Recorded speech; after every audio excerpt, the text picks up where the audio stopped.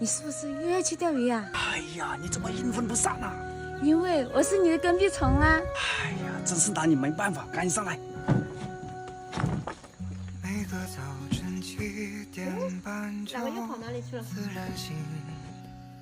哇，哥，你看，好多螺耶！这田里面的泥巴那么深，你以为那么容易抓？像你这个小身板，钻进去最多也只能抓到2个。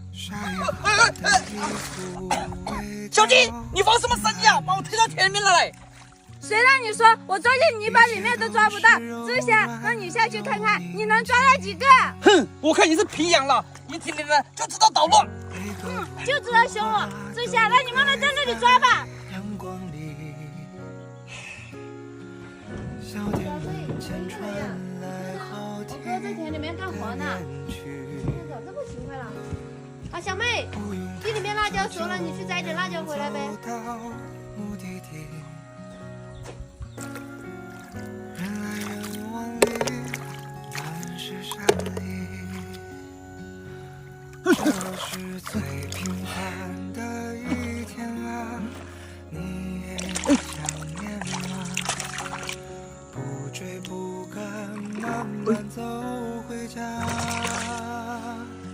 就这样虚度着年华，没牵挂。水这么浅，还有这么多鱼，放到这里去。只有晚风轻拂着脸颊。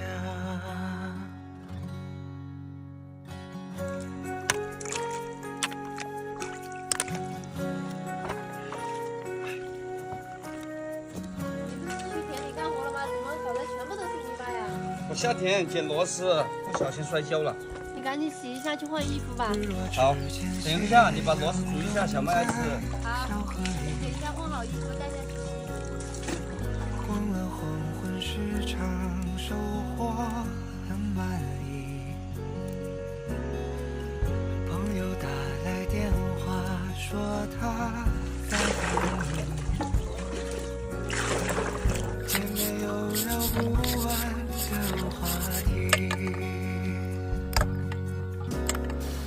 餐桌摆在开满花的院子里。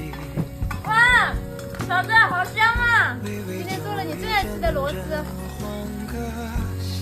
嫂子，我哥呢？他在里面带西西呢，怎么啦？没什么。那叔叔赶紧吃饭喽。好。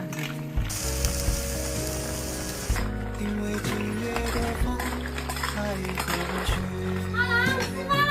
来了，这是最来，你爱吃螺丝就多吃点。一天啊，你不生气啦？也想念你哥生啥气啊？你哥就是刀子嘴豆腐不心。敢慢慢走。谢谢你们，今天我吃的螺是我吃过最好吃的螺。让许